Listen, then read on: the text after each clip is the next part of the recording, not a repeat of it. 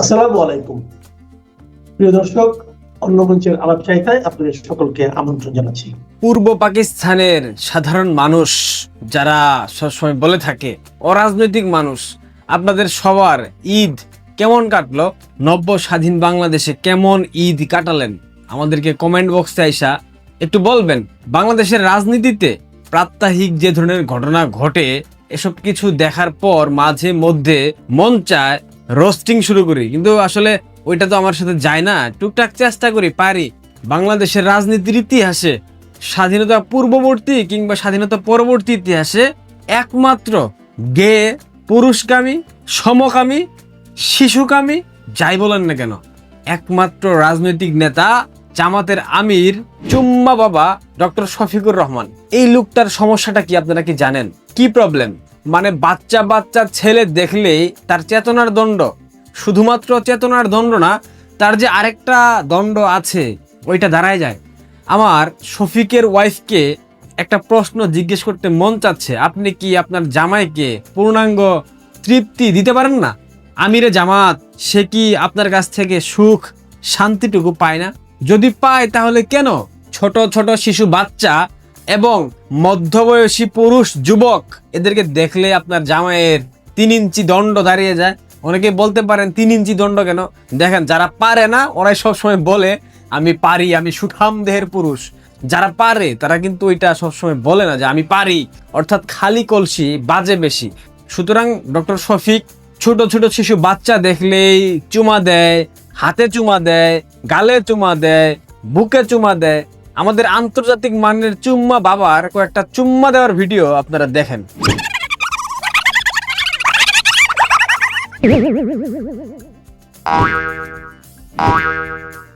এই হচ্ছে জামাতের আমিরের চরিত্র। এইটার কিন্তু একটা চিকিৎসা বিজ্ঞানের ভাষায় ব্যাখ্যা আছে, বৈজ্ঞানিক ব্যাখ্যা বলতে পারেন। গতকাল ঈদ উৎসবে এক কূটনৈতিকের সাথে এই জামাতের চুম্মা বাবা দেখেন কি করছে। পুরুষকামী, শিশুকামী, যাই বলেন না কেন, এটাকে সবকিছুই বলা যায়। তবে এখানে একটা সায়েন্টিফিক ব্যাখ্যা আছে কেন জামাতের আমির এই ধরনের আচরণ করেন, কেন সে শিশু বাচ্চা দেখলেই উত্তেজিত হয়ে যায়। এটার সায়েন্টিফিক ব্যাখ্যা কিংবা বৈজ্ঞানিক ব্যাখ্যা কিংবা চিকিৎসা বিজ্ঞানের ভাষায় এটাকে কি বলে, একজন চিকিৎসক এই ব্যাপারে কথা বলেছেন। আপনারা তার অডিও বার্তা একবার শুনেন। দেখেন, আমরা তো মানুষ, ছোট ছোট বাচ্চারা তারা ফুলের মতো, বাচ্চাদেরকে দেখলে ভালো লাগবে, আদর করতে ইচ্ছা করবে, এটাই স্বাভাবিক এবং আমরা কিন্তু সাধারণত আদর করে থাকি। কিন্তু আদরেরও তো কতগুলো ধরন আছে। জামাত ইসলামের আমির উনি যেই সিস্টেমে আদর করছেন বা চুমু দিচ্ছেন, এটা কিন্তু একটা রোগ। এই রোগের নাম হচ্ছে পেডোফিলিয়া। এই রোগের বাংলা অর্থ বাল্যকামিতা বা শিশুকামিতা, অর্থাৎ কোনো কোনো মানুষের দেখবেন সমকামিতা রোগ হয়, পুরুষ পুরুষকে দেখলে আকর্ষণ বোধ করে, কোনো কোনো মানুষ আবার নারী নারীকে দেখলে আকর্ষণ বোধ করে। এই পেডোফিলিয়া রোগের রোগী যারা, তারা শিশুদেরকে দেখলে আকর্ষণ বোধ করে, যেমন 8 বছর, 9, 10 বা 11, 12, 13 এই ধরনের বয়সের শিশুদেরকে দেখলে খুব আকর্ষণ বোধ করে এবং এই রোগটাকে বলে শিশুকামিতা। তখন নিজেকে আর সংবরণ করা যায় না, তখন এই বাচ্চাদেরকে খুব বিশ্রীভাবে শরীরে বিভিন্ন জায়গায় টাচ করা, ছোটে চুমু দেয়া, বাজেভাবে চুমু দেয়া। আমরা যেটা দেখলাম বিভিন্ন ভিডিওতে, উনি কিন্তু একজন শিশু না, একাধিক শিশু এবং একটা মেয়েকে উনি এমনভাবে ধরেছেন, ওই মেয়েটা কিন্তু তার বুড়ো আঙুলটা ছাড়িয়ে চলে যেতে চাচ্ছিল। তার মানে কি, ওই শিশুগুলা অস্থির বোধ করছিল। এইটা হচ্ছে আমাদের চুম্মা বাবার যে চরিত্র, তার যে আচার আচরণ, এটার চিকিৎসা বিজ্ঞানের ভাষায় ব্যাখ্যা কিংবা সায়েন্টিফিক ব্যাখ্যা, যেটাই বলেন না কেন। একজন শিশুকামী, এ হচ্ছে বাংলাদেশের প্রধান বিরোধী দল। মাদ্রাসা সম্পর্কে আপনারা সবাই জানেন, মাদ্রাসাতে বলাৎকার হয়। আপনারা কি জানেন বাংলাদেশের অধিকাংশ মাদ্রাসায় আলাদা কক্ষ আছে, যেখানে হুজুর যারা যারা শিক্ষা দেয়, শিক্ষক, এদের শরীর টেপাটেপি অর্থাৎ মেসেজ করে নেওয়ার জন্য আলাদা কক্ষ আছে, যেখানে ছোট ছোট শিশু বাচ্চাদেরকে দিয়ে মেসেজ করানো হয়। শুধুমাত্র এইটাই, প্রত্যেকটা মাদ্রাসায় আলাদা কক্ষ আছে, যেখানে নারীদেরকে নিয়ে গিয়ে এরা রঙ্গলীলা করে। আমি ঠিক এই কারণে মাদ্রাসার শিক্ষার্থী বলেন, মাদ্রাসায় যারা সংশ্লিষ্ট ব্যক্তিবর্গ থাকে, এদেরকে আমি দেখতে পারি না। এই ব্যাপারে যদি কোনো প্রগতিশীল মুক্তমনা ব্যক্তি আমাকে এসে বলে স্যাক্রিফাইস করতে কিংবা এই ব্যাপারে কথা না বলতে, আমি সেটা শুনবো না। কারণ মাদ্রাসা শিক্ষা ব্যবস্থাটা একটা কুসংস্কারাচ্ছন্ন, একটা জঘন্য, একটা মান্দাতার আমলের, একটা প্রাচীন যুগের, একটা মধ্যযুগীয় বর্বরতম শিক্ষা ব্যবস্থা।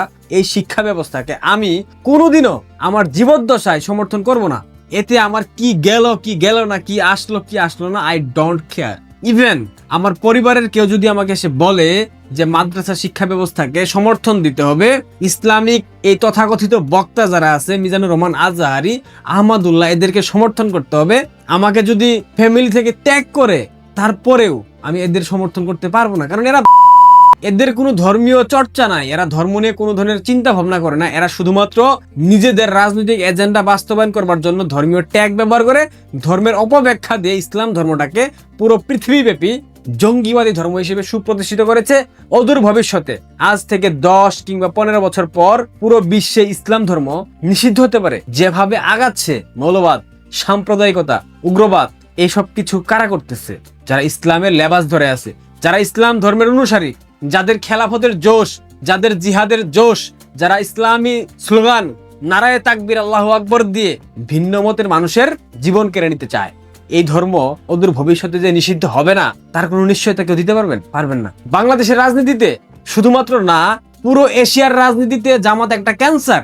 এই হেফাজতে ইসলাম, ইসলামী আন্দোলন বাংলাদেশ, খেলাফতে মজলিস, শিবির, হিজবুত তাহরির থেকে শুরু করে জেএমবি, জামাতুল মুজাহিদিন বাংলাদেশ, আনসারুল্লাহ বাংলা টিম, এই প্রত্যেকটা মৌলবাদী জঙ্গি উগ্রবাদী সংগঠনগুলা জামাতের BCDEF টিম, সবকিছুর সূত্রপাত এই জামাত থেকে। আর এই প্রধানতম বদমাস এই জামাতের সাদা শগুন ডক্টর শফিকুর রহমান। শফিক সাহেবের স্ত্রীকে উদ্দেশ্য করে একটা বার্তা দিতে চাই, আপনি আপনার জামাইকে সামলান। অন্যথায় দেখা গেল কোন দিন না জানি বাংলাদেশের বর্তমান প্রাইম মিনিস্টার তারেক রহমানের স্ত্রীকে গিয়ে চুমা দিয়ে বসবে, তখন দেখা গেছে আনসালা দুইটাই যাবে, দেখা গেছে নেতাগিরি ছুটে যাবে। আপনার জামাইকে সামলান। এবং জামায়াত ইসলামের যারা নারী নেত্রী আছেন, ছাত্রী সংস্থার আপুরা, তোমরা একটু সাবধানে থেকো। কখন না জানি বোরখার উপর নিচে দুদিক দিয়ে আপনাদেরকে আবার বলা তো যায় না কি করে, কারণ চরিত্রের সমস্যা। সমকামী, উভকামী, শিশুকামী, নারীকামী ও সবকামী বাংলাদেশের রাজনীতির পরিবেশকে কলঙ্কিত করেছে জামাতের আমির। কূটনৈতিকের সাথে কি ধরনের আচরণ ভাবা যায়? মানে এটা রাজনৈতিক শিষ্টাচারের কোন পর্যায়ে পড়ে ভাই? কূটনৈতিক ব্যক্তির সাথে কূটনৈতিক ভাবেই আপনাকে হ্যান্ডেল করতে হবে, সেখানে গিয়ে কি জড়াজড়ি, হাতাহাতি। তবে একটা বিষয় এখানে পজিটিভ, যারা বলেন LGBTQ অধিকার, এই অধিকারের বিরোধিতা করে জামায়াত ইসলাম, তবে জামাতের সাদা শকুন ডক্টর শফিকুর রহমানের আচার আচরণ দেখে আমার কোনোভাবে মনে হচ্ছে না জামাত LGBTQ যে অধিকার এটাকে তারা সমর্থন করে না। সুতরাং এটা একটা পজিটিভ দিক আপনারা বলতে পারেন। বাংলাদেশের রাজনীতির ইতিহাসে একমাত্র চুম্মা বাবা ডক্টর শফিকুর রহমানের উদ্দেশ্যে একটা বার্তা থাকবে, ভালো হয়ে যান, ভালো হতে পয়সা লাগে না। বাংলাদেশের মানুষের কাছে ইসলামকে যেভাবে হাসির পাত্র বানাচ্ছেন, পরবর্তী প্রজন্ম বাংলাদেশে যারা আসবে তারা ইসলামকে আর সমর্থন করতে পারবে না। কারণ আপনারা ইসলামের যে অপব্যাখ্যা, ইসলাম ধর্মটাকে যেভাবে জঙ্গিবাদের দিকে ঠেলে দিয়েছেন, ঠিক এই কারণে প্রগতিশীল প্রজন্ম আপনাদেরকে প্রত্যাখ্যান করবে। ভালো থাকবেন। ভারতের তরফ থেকে চাওয়াটা ছিল, মোদী সরকারের চাওয়াটা ছিল, নির্বাচিত সরকার এসেছে এবং ভারত একরকমের তার রাজনৈতিক প্রতিপক্ষদের কাছে প্রমাণ করতে চেয়েছে যে মোদী সরকারের একমাত্র বন্ধু কখনোই আওয়ামী লীগ এবং শেখ হাসিনা ছিল না। তাদের বন্ধুত্ব এমনকি বিএনপি বেগম খালেদা জিয়ার সঙ্গেও ছিল এবং সে কারণেই তারেক রহমান সরকার আসা মানে ভারতের মোদী সরকারের মিত্র একটি সরকার আসা। ভারত সরকার স্পষ্টতই তারেক রহমান সরকারের কাছ থেকে, বাংলাদেশের নবনির্বাচিত সরকারের কাছ থেকে সম্পর্কটা দুদেশের মধ্যে একেবারে স্বাভাবিক হয়ে গেছে এবং বাংলাদেশ সরকারের গুরুত্বপূর্ণ মিত্র দেশ ভারত এমন একটা স্বীকৃতি পাওয়ার জন্য একরকম অস্থির হয়ে উঠেছে। বাংলাদেশে কি করে এই পরিস্থিতি হতে পারলো যে ভারত বিরোধিতা যখন তীব্র এবং তুঙ্গে, তখন পাকিস্তান আর চীন বাংলাদেশের সবচেয়ে ঘনিষ্ঠ মিত্র হয়ে উঠল। এই বিষয়গুলো নিয়ে মোদী সরকারকে এমনতর অস্বস্তির ভেতর দিয়ে 2024-এর 5ই আগস্টের পর থেকে যেতে হয়েছে যে নরেন্দ্র মোদী সরকার তার পররাষ্ট্র মন্ত্রণালয়ের বিভিন্ন পর্যায়ের কর্মকর্তারা যতই ব্যাখ্যা করে করে বলেছেন যে তারা কিছুতেই ভারত সরকারের নীতি অনুযায়ী যেহেতু কোনো অনির্বাচিত সরকারের সঙ্গে সম্পর্ক তৈরি করেন না, তাই ইউনূস সরকারের সঙ্গে তাদের আর যোগাযোগের কোনো চ্যানেল নেই, তারা কোনো যোগাযোগ করতে আগ্রহী নন। বাংলাদেশে একটা নির্বাচনের মাধ্যমে নির্বাচিত সরকার এলে তবে ভারত আবারও সম্পর্ক পুনঃপ্রতিষ্ঠা করবে।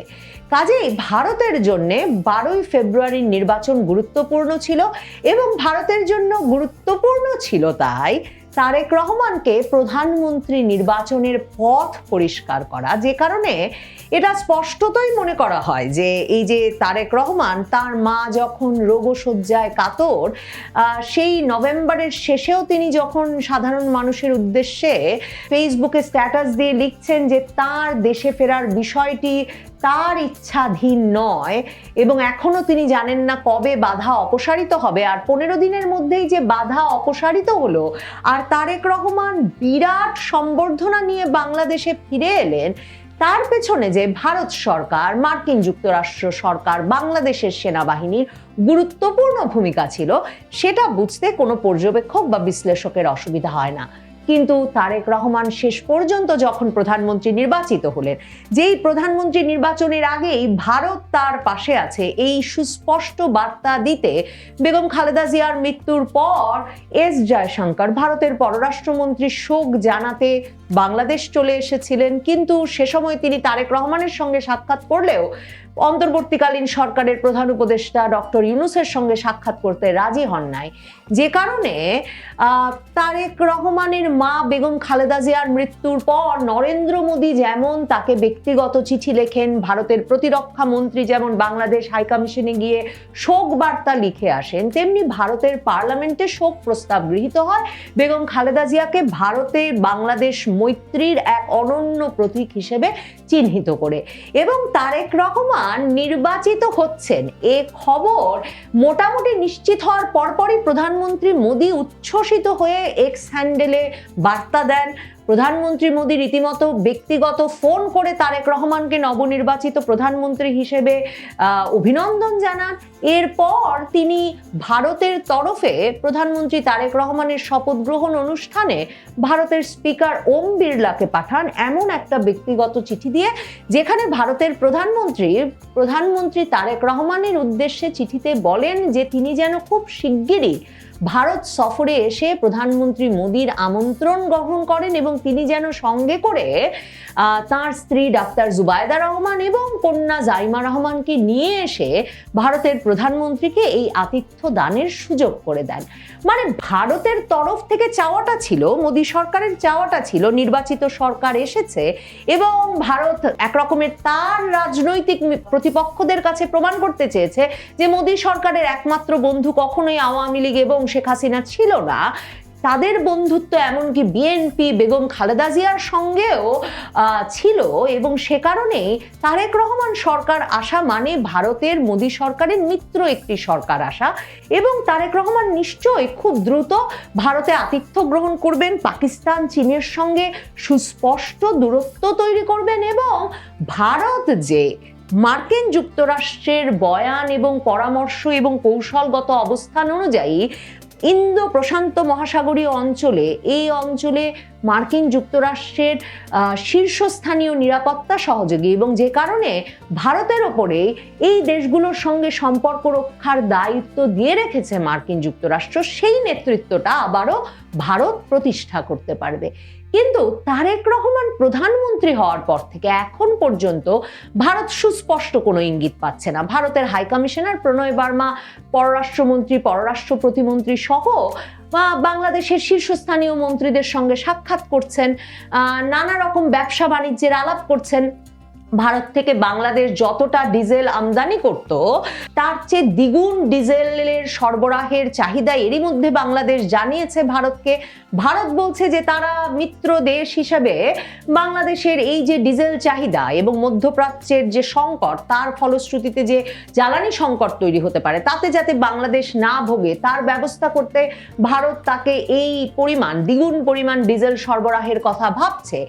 এসব ব্যবসা বাণিজ্যের ব্যবস্থা প্রণয় বার্মা আলাপ আলোচনা করে করতে পেরেছেন বটে, কিন্তু এখন পর্যন্ত বাংলাদেশ এবং ভারতের যে ভিসা সমস্যার সংকটের সমাধান সেটাও তিনি করে উঠতে পারেন নাই। মানে যে 16টা ভিসা সেন্টার চালু ছিল 2024-এর 5ই আগস্টের আগে, এখন পর্যন্ত মাত্র 5টা চালু করা গেছে এবং এই ঈদের আগেও ভারতের হাইকমিশনার প্রণয় বার্মা বলেছেন যে শুধুমাত্র ভিসা সেন্টার, ট্যুরিস্ট ভিসা চালু করতে যে পরিমাণ জনবলের নিরাপত্তা বাংলাদেশ সরকারকে দিতে হবে, হাইকমিশন, ভারতের ভিসা সেন্টারগুলোর, হাইকমিশনগুলোর যে অবকাঠামোগত নিরাপত্তা দিতে হবে, সেগুলো নিয়ে সরকারের সঙ্গে এখনো আলাপ চলছে। দেখেন, মনে হয় যে ভারত ভিসা দিচ্ছে না, কিন্তু ভারতকে তার জনবল এবং অবকাঠামোর নিরাপত্তা নিশ্চিত করতে সরকারের কাছ থেকে যে আশ্বাস পেতে হবে, যে নিরাপত্তা পেতে হবে, সেটা তার মানে ইউনূস সরকারের আমলে যেমন ভারত সরকার পায় নাই, এখনো তারেক রহমান সরকারের মাসখানেক পার হওয়ার পরেও, মাসের কিছু বেশি সময় পার হওয়ার পরেও সেটা এখন পর্যন্ত ভারত নিশ্চিত করতে পারে নাই। এই অবস্থায় ভারতের পররাষ্ট্রমন্ত্রী এস জয়শঙ্কর দিল্লিতে বাংলাদেশের হাইকমিশনার রিয়াজ হামিদুল্লাহর সঙ্গে সাক্ষাৎ করেছেন। দুজন গুরুত্বপূর্ণ শীর্ষস্থানীয় মন্ত্রীর দেখা পেয়েছেন বাংলাদেশের হাইকমিশনার রিয়াজ হামিদুল্লাহ। দিল্লিতে পররাষ্ট্রমন্ত্রী এস জয়শঙ্কর এবং শিল্প ও বাণিজ্য মন্ত্রী পীযূষ গোয়েল দেখা করেছেন রিয়াজ হামিদুল্লাহর সঙ্গে। ভারত সরকার কতটা উদ্গ্রীব হয়ে উঠেছে বাংলাদেশের সঙ্গে দ্বিপাক্ষিক সম্পর্ক উন্নয়নে এবং আরো বেশি ব্যবসা বাণিজ্যের প্রসারে, যে রিয়াজ হামিদুল্লাহকে ভারত সরকার এই সাক্ষাৎ দিলেন যখন, মানে এই দুই মন্ত্রী যে সাক্ষাৎ দিলেন, তারও কিন্তু 1 বছর আগে অন্তর্বর্তীকালীন সরকারের সময় রিয়াজ হামিদুল্লাহ দিল্লিতে নিযুক্ত হয়েছেন বাংলাদেশের হাইকমিশনার হিসেবে। কিন্তু এই বাংলাদেশি রাষ্ট্রদূতের সঙ্গে মন্ত্রী পর্যায়ের কেউ ভারতে এই 1 বছর প্রায় সময় ধরে কিন্তু সাক্ষাৎ করেন নাই। তিনি এর আগে ভারতের পররাষ্ট্র সচিব বিক্রম মিশ্রের সাক্ষাৎ পেয়েছিলেন বটে, কিন্তু পররাষ্ট্রমন্ত্রী এস জয়শঙ্কর কিংবা এই যে শিল্প বাণিজ্য মন্ত্রী পীযূষ গোয়েলের সাক্ষাৎ, সেটা এ কারণেই ভীষণ তাৎপর্যপূর্ণ। পররাষ্ট্রমন্ত্রী এস জয়শঙ্কর কিন্তু এই বৈঠক শেষে বেরিয়ে আবার এক্স হ্যান্ডেলে নিজেই পোস্ট দিয়েছেন। পোস্ট দিয়ে বলেছেন যে দুদেশের মধ্যকার সম্পর্ক এগিয়ে নিতে এই বৈঠকটি গুরুত্বপূর্ণ ছিল এবং সে কারণে এই বৈঠক করা। এবং গোয়েলের সঙ্গে বৈঠকের পর বাংলাদেশের রাষ্ট্রদূত রিয়াজ হামিদুল্লাহ বলেছেন যে এই মন্ত্রীর যে এক্সেপশনাল উইজডম, যে অসাধারণ জ্ঞান, অসাধারণ আবেগ, প্যাশন এবং যে দূরদৃষ্টি আছে, সেটা দুই দেশের মধ্যকার অর্থনৈতিক সম্পর্ক জোরদার করতে বড় ধরনের ভূমিকা রাখবে। ভারতের বাণিজ্য মন্ত্রীর সঙ্গে বাংলাদেশের রাষ্ট্রদূতের জামদানি বোনার যে টেকনিক, কৌশল, তা নিয়েও আলাপ হয়েছে বলেও, এই ঐতিহ্য নিয়ে আলাপ হয়েছে বলেও রিয়াজ হামিদুল্লাহ লিখেছেন।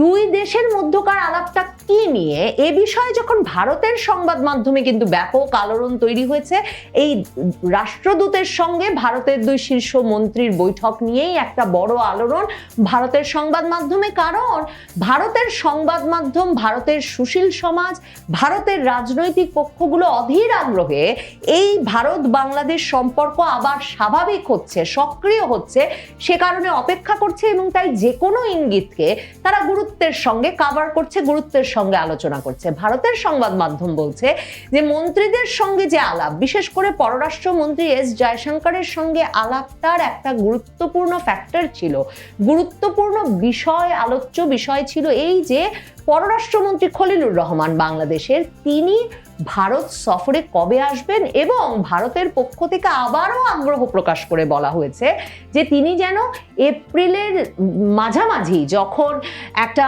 আঞ্চলিক সম্মেলনে ভারতে মন্ত্রী পর্যায়ের বৈঠকে যোগ দিতে আসবেন, তখন যেন তিনি একটা আনুষ্ঠানিক দিল্লি সফরও এর পাশাপাশি করে যান।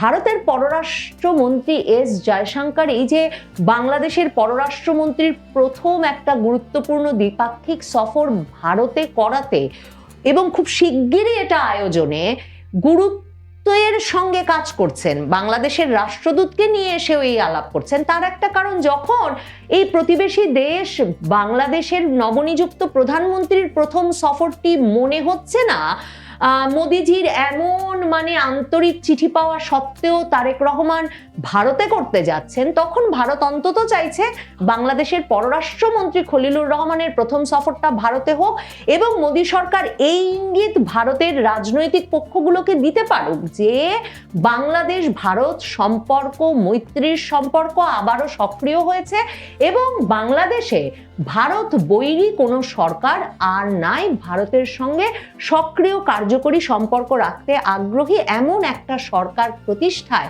ভারত সমর্থ হয়েছে। ভারতের সংবাদ মাধ্যমগুলো তাই লিখছে যে বাংলাদেশের যিনি পররাষ্ট্রমন্ত্রী তার সঙ্গে এমনকি ইউনূস সরকারের আমলেও ভারতের যোগাযোগ অব্যাহত ছিল। গত নভেম্বরেও তিনি নিরাপত্তা উপদেষ্টা অজিত দোভালের আমন্ত্রণে এসেছিলেন।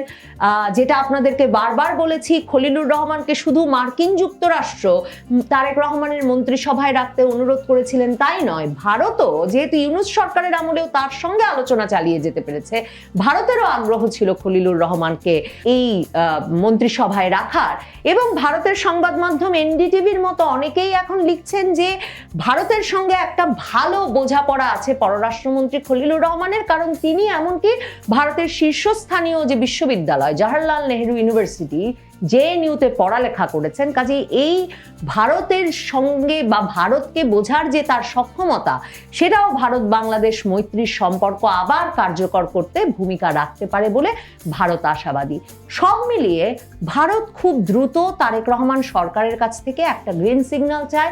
ভারত কিছুটা অস্থির, কারণ তারেক রহমানকে যে সহযোগিতা যে সমর্থন দিয়ে তারা একটা বৈরী পরিবেশে নির্বাচিত হতে সহায়তা করে তার দেশে ফেরাকে এক রকমের ফ্যাসিলিটেট করে তাকে প্রধানমন্ত্রী পদে অধিষ্ঠিত করতে ভূমিকা রেখেছে, তারেক রহমান নির্বাচিত হওয়ার পর প্রধানমন্ত্রী পদে বসবার পর সে স্বীকৃতি এখন পর্যন্ত ভারত সরকার, ভারতের পররাষ্ট্র মন্ত্রণালয়, ভারতের কূটনীতিকরা কিংবা ভারতের প্রধানমন্ত্রী নরেন্দ্র মোদী পাননি বটে। কাজেই ভারত সরকার সেই গ্রিন সিগন্যালটা খুব দ্রুত নিশ্চিত করতেই দিল্লিতে বাংলাদেশের রাষ্ট্রদূতকে ডেকে পাঠিয়ে পররাষ্ট্র মন্ত্রণালয়ে পররাষ্ট্রমন্ত্রী সাক্ষাৎ দিয়েছেন এবং বাংলাদেশের পররাষ্ট্রমন্ত্রীর সফরটা খুব দ্রুত নিশ্চিত করতে একটা সুস্পষ্ট বার্তা দিয়েছেন বটে।